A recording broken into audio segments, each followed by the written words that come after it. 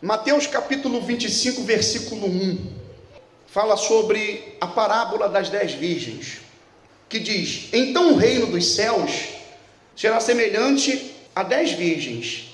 Pegaram as suas lâmpadas e saíram para encontrar-se com quem? Eles saíram para encontrar com quem, gente? Com o noivo. Então, haviam 10 virgens.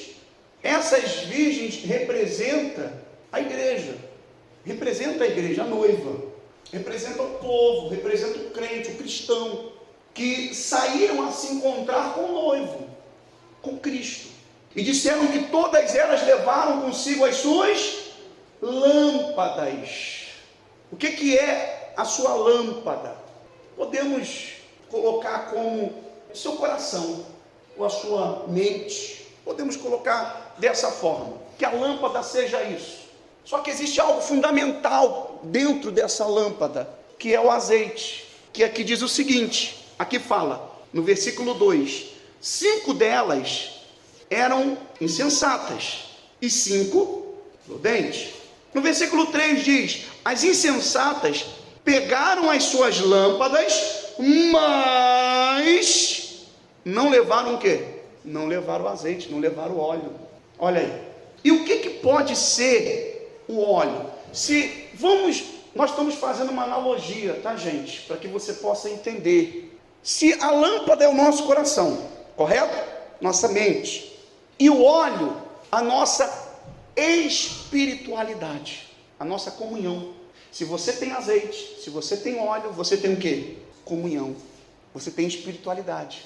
Quanto mais azeite você tem, mais transborda em você, mais você tem buscado. Quanto menos óleo, quanto menos azeite em você, menos você tem buscado e menos espiritualidade você tem. Menos espiritualidade.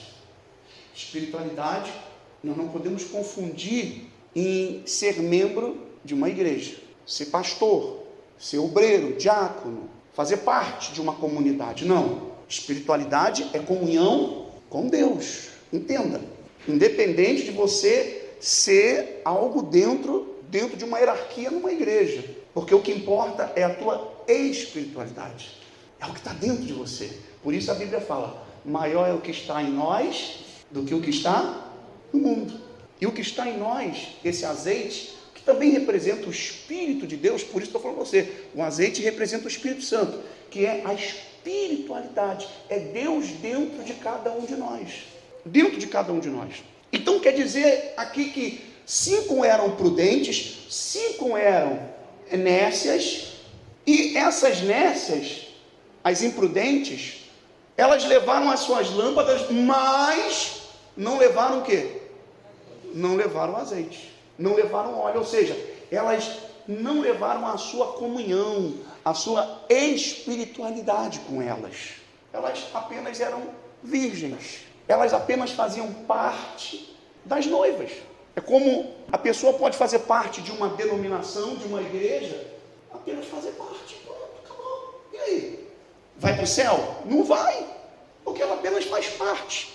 Porque quem vai levar você para os céus, para o reino de Deus, não é a placa da igreja, mas é a tua comunhão com Deus, a tua espiritualidade. Então vamos lá. Aí diz assim: então ela esqueceu as lâmpadas, o óleo.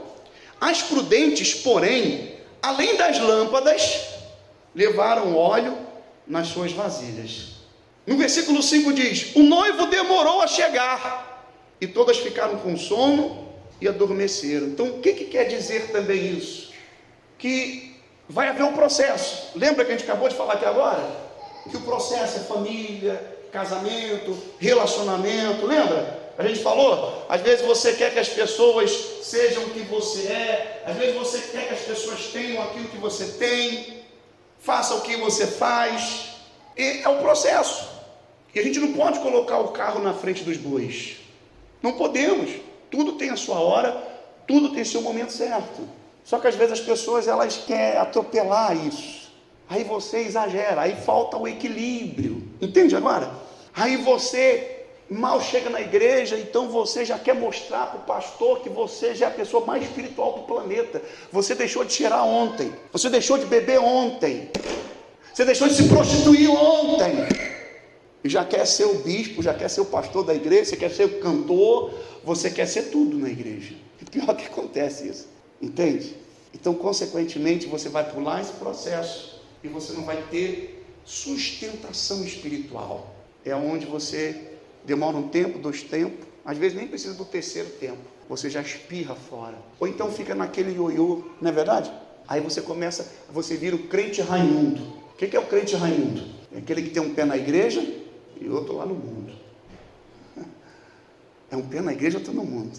Você é amigo do pastor, né? Você é amigo, todo mundo gosta de você. Você é aquele dizimista bacana, que chega na igreja. Quando você vai levar o seu dízimo na igreja, você está levando o dízimo. Algumas igrejas têm um cartãozinho, tem lá a tesouraria, não é isso? E na tesouraria está lá o teu nome, está lá se você realmente contribuiu ou não. Aí fala, ó, o irmão Coisinha, ó, esse mês foi poderoso, hein? Aí, por você ser aquele homem poderoso, cheio de espiritualidade financeira, então você passa batido. Ou como você está ajudando, porque a igreja é pequena. Você lava um chão da igreja, você limpa, constrói a igreja com o pastor, ajuda, sempre está ajudando o pastor, corre para cima e para baixo, e você acha que tem o direito de você fazer o que você quiser, viver no pecado. Não sei se você está entendendo o que eu estou falando contigo, porque há esse processo para você poder chegar até o noivo. Está vendo?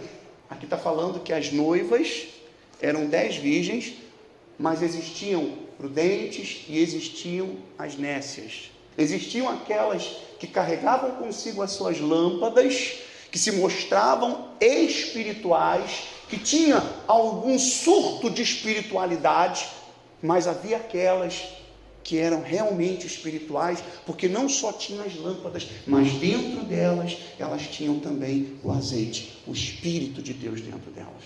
E isso fez a maior diferença, porque passou-se o tempo, como eu falei, o tempo, ele pode ser o teu melhor amigo ou o teu maior inimigo. E aqui fala que todas, para você ver que o tempo passa para todo mundo, não foi para as nécias apenas não, passou também para as prudentes.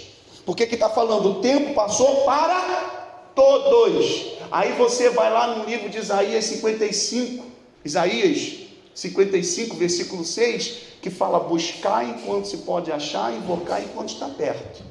Aí você começa a entender a palavra de Deus, porque o próprio Espírito Santo está mostrando para você que a tua vida, a cada segundo, a cada momento, é uma oportunidade que você tem de se encontrar com Deus. É uma oportunidade que você tem. Então, o tempo passou, e aqui fala que todas ficaram com sono, e o que, gente? Adormeceram, porque o tempo passa.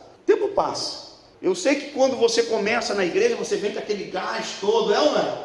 Com aquele gás, daqui a pouco você vai diminuindo, porque você vai, né, sabe, o tempo vai passando, você vai sendo uma pessoa mais equilibrada, mais sábia, entendeu? Aí fazendo uma analogia do futebol, aí você começa a ficar que nem o Romário, já pela área ali, já sabe já aonde ficar, aonde a bola vem, então você já tem noção, então você já sabe, mas sempre buscando a Deus, sempre buscando, mas o tempo vai passando, você vai ficando mais experiente, às vezes aquilo que você fazia, hoje você não precisa de tal, e faz, e o resultado é maior do que você fazia antes, é maior, por causa da sabedoria que você tem. Isso em tudo na nossa vida, no teu trabalho. Você que trabalha, você sabe muito bem, quando você começou no teu trabalho, como que você era? Aquela pessoa totalmente sem noção, é ou não é? Primeira vez no trabalho, sem noção, mandou fazer isso, mandou fazer aquilo, e você nem tinha noção como fazer, mas hoje você faz como? De olho fechado, se der mole, você se mexe no maquinário, de olho fechado você está fazendo. Você troca um pneu, quem é borracheiro, quem é de olho. Você antigamente, meu Deus, você quebrava a cabeça. Hoje não, hoje você, coisa que você demorava 2, 3 horas, hoje você faz em 20 minutos. Experiência, sabedoria, não é verdade? E claro, você não desatualizou, você sempre buscou se atualizar, melhorar. Isso faz toda a diferença para um cristão, para o crente. O problema é que o crente não quer se atualizar, o crente não quer melhorar. O crente, ele quer ficar na dependência de Deus, entre aspas, achando que Deus tem que fazer tudo por ele. E na realidade, Deus, ele te dá a direção, ele abre a porta, mas você vai ter que passar por ela. Mas às vezes a pessoa quer até que Deus passe pela porta por ela e faça tudo por ela. Deus não vai fazer isso, porque a metade é Deus e a metade é você. Há uma parceria aí. Então, se você não entender a parceria que você tem com Deus, você não vai chegar em lugar nenhum, você vai ser um crente derrotado. Infelizmente, derrotado. As pessoas vão olhar para você e às vezes vai colocar até a culpa na tua igreja, e às vezes a igreja não tem nada a ver. Às vezes não tem nada a ver, porque você não abre a tua mente. Não abre a tua mente. Então, aqui está dizendo que todo mundo passou o tempo, e quando foi meia-noite, olha só, hein? Quando foi quando? Meia-noite. Olha o horário de meia-noite. Todo dia esse mês a gente está orando meia-noite, hein? A gente está fazendo a live da oração da meia-noite. Que coisa bacana. Isso aqui é muito legal. Ouviu-se um grito: o noivo se aproxima, saiam ao encontro dele. Então, todas as virgens acordaram e prepararam as lâmpadas. As insensatas disseram às prudentes: dai-nos um pouco de óleo, pois as nossas lâmpadas estão se apagando. Elas responderam: não, pois pode ser que não haja o suficiente para nós e para vocês. Vão comprar o óleo para vocês. Então, elas foram enfáticas nisso, foram diretas nisso, dizendo: olha, eu não posso fazer o que você tem que fazer. Eu não posso. E isso é fato. É você falar para o teu marido, para a tua esposa, para o teu filho, fala: filho, eu não posso fazer por você o que você tem que fazer. É como vocês, como eu. Cada um de nós sabemos o que temos que fazer. Se não fizermos, as consequências somos nós mesmos que vamos pagar com isso. Então elas falaram: vá, compre o azeite de vocês, vão, se vire, porque a salvação, ela é o quê? Individual. Aí já mostra que você querer arrastar as pessoas para a igreja não vai adiantar de nada. Não vai adiantar de nada se você quiser dar para a pessoa tudo na mão, para que ela possa construir uma vida com Deus, para que ela possa ter um encontro com Deus. Ela não pode. Porque às vezes nós queremos, né? Às vezes a pessoa é tão cabeçuda que você fala: meu Deus do céu, como que eu queria colocar Jesus na cabeça daquela pessoa? Como eu queria fazer com que ela entendesse o que eu estou entendendo? Mas não tem como, gente. A única maneira dessas pessoas entenderem é nós sendo testemunha de Cristo. É você sendo uma testemunha. É você andando nos caminhos, não se desviando nem para a direita e nem para a esquerda, seguindo o caminho estreito, de renúncia, de sacrifício. Ou você quer moleza? Às vezes você quer dar moleza para o teu filho, você quer dar moleza para o teu neto, você quer dar moleza para o teu marido, quer dar moleza lá para a tua esposa. Não tem moleza, meu caro. Não tem moleza, não pode, não há moleza. Ah, eu não quero ir, não quer ir. Que Deus te guarde. Eu vou, porque eu sei que a minha lâmpada tem que estar o quê? Tem que estar acesa. Eu preciso desse azeite, eu preciso do Espírito de Deus. Eu preciso me fortalecer. Por isso a importância da igreja. Agora você entende o porquê a importância da igreja. O porquê que muitos que são desigrejados, que falam: não, mas agora eu não preciso ir na igreja. Você precisa congregar. Jesus falou: vinde a mim. Ele não falou: fica aí que eu vou até você. Ele fala: vinde a mim. Venha até mim. Vinde a mim e eu vos aliviarei. É assim que tem que ser. Então, diz: lá vem o noivo, vão ao encontro dele. Então todas as virgens acordaram e pegaram as suas lâmpadas, e as nécias queriam, e elas enfaticamente, diretamente disse: não, vai lá e buscar. Então, saindo elas, no versículo 10, saindo elas para comprar o óleo, chegou o noivo. É assim, está vendo? Pastor, até parece que é um troço. Não, não é um troço não, é a realidade. Quando elas saíram para comprar, chegou o noivo. Então o que a gente entende disso? Pode ser tarde demais se você quiser esperar para amanhã. Às vezes você quer esperar para amanhã. Não, ou quando eu ficar mais velho, eu vou para a igreja, eu vou pegar firme com Deus, vou ter vida com Deus, eu vou para a igreja, sabe? Você fica pensando dessa forma. E Deus falando com você: há muito tempo Deus falando com você. Cuida da tua vida, Cuida do caminho que você tem caminhado. Seja vigilante. Mas você, não, mas eu sei, eu conheço a palavra, eu conheço o caminho. O que mais tem aí fora é gente que passa e às vezes está meio para lá e para cá, gente para lá de Bagdá, e às vezes fala a palavra na Bíblia que eu falo, meu Deus do céu, como é que esse cidadão conhece a Bíblia desse jeito e vive dessa forma? São os imprudentes. Conhece a palavra, mas não vivem a palavra. Não tem dentro dele o óleo. Ele tem um coração, eles têm a vasilhinha deles, mas está seca, não tem chama. Entende agora? Não está acesa, porque a própria pessoa ela paga com seus pecados, ela paga com as suas decisões erradas, atitudes desacerbadas, totalmente contrária à palavra de Deus. Infelizmente é isso que acontece. E ele diz assim: as virgens que estavam preparadas entraram com ele para o banquete nupcial. E a porta foi o que, gente? A porta foi fechada. Mais tarde, chegaram também as outras e disseram: Senhor, Senhor, abre-nos a porta. Ele, porém, respondeu: em verdade, lhe digo que não os conheço. Mas por que Jesus não conhecia aquelas 5 virgens nécias? Porque elas não tinham comunhão com ele. Entendeu? Não tinha comunhão. Então, você vai bater na porta: Senhor, Senhor, abre. E ele vai abrir, mas ele vai falar: eu não te conheço. Já parou para pensar nisso? Então agora você entende que há esse processo na nossa vida de não querer atropelar as coisas. E o que mais as pessoas continuam insistindo. A gente vê e fala: Senhor, como é que pode, meu Deus do céu? Mas a gente não pode colocar Jesus na cabeça das pessoas. A gente não pode colocar o azeite que a gente tem dentro delas, porque é elas que tem que comprar, pagar o preço. Jesus disse: aquele que quiser vir após mim, negue-se a si mesmo, tome a sua cruz e siga-me. Se você não quiser pagar o preço, não tem o que fazer. Mas pastor, e meu marido? Vai ter que ficar. Se você quiser ficar com ele, ficar sem a tua espiritualidade, sem a tua comunhão com Deus, você vai ficar junto com ele. Mas você não vai entrar.